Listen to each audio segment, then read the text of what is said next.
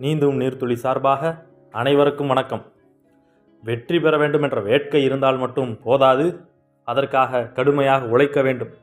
உழைப்பு என்பது எப்படி இருக்க வேண்டும்? உயிர் வாட ஊன் நோக அப்படி இருக்க வேண்டுமா என்றால் கிடையாது.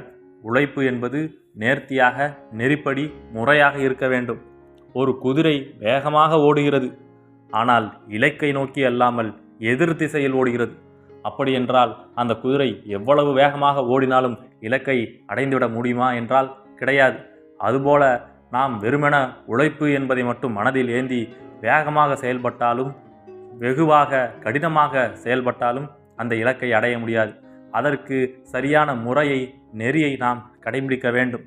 உதாரணத்திற்கு, போட்டித் தேர்வுக்கு தயார் செய்யும் மாணவர் வெறுமென விடிய விடிய படித்து கொண்டே இருந்தால் மட்டும் வெற்றி பெற்றுவிட முடியுமா?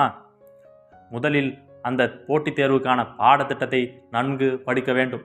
அதற்கேற்ப இதற்கு முன்னர் எப்படிப்பட்ட கேள்விகள் எல்லாம் அந்த தேர்வுக்கு கேட்டிருக்கிறார்கள், எந்த வகையிலே கேட்கிறார்கள் என்பதையெல்லாம் நன்குணர்ந்து அதற்கேற்ப தன்னை தயார்படுத்தி கொள்ள வேண்டும்.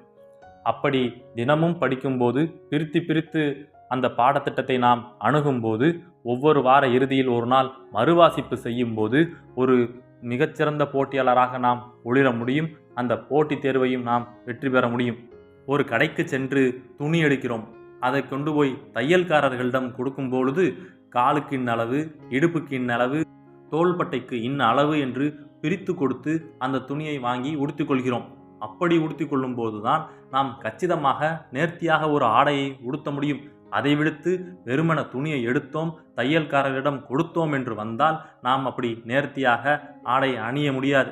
இதை உணர்ந்த வண்ணம் நாம் எந்த நோக்கத்தை நோக்கி ஓடுகிறோமோ அந்த பாதையிலே சரியாக, முறையாக, நெறியாக பயணித்தால்தான் நாம் அந்த இலக்கை அடைய முடியும்.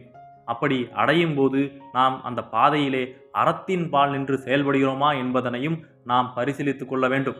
ஏனென்றால் வெறும் நோக்கத்தை அடையும் பொழுது மட்டும் ஒரு மனிதருக்கு இன்பம் அல்ல. அந்த நோக்கத்தை நோக்கிய ஓட்டத்திலே மகிழ்ச்சிகரமானதாக ஓட வேண்டும், இன்பமானதாக இருத்தல் வேண்டும். அப்படி இருக்க வேண்டுமென்றால் நாம் அறத்தின் வழி நின்று செயல்பட வேண்டும். அப்பொழுதுதான் அந்த பயணம் இனிமையானதாக இருக்கும் என்பதனையும் நாம் என்றென்றும் மறக்கக்கூடாது. ஆகையினாலே நோக்கத்தை நோக்கி ஓடுவோம், அந்த இலக்கை அடைவோம், மகிழ்ச்சிகரமானதாக ஒரு வாழ்க்கையை வழிநடத்துவோம். நன்றி.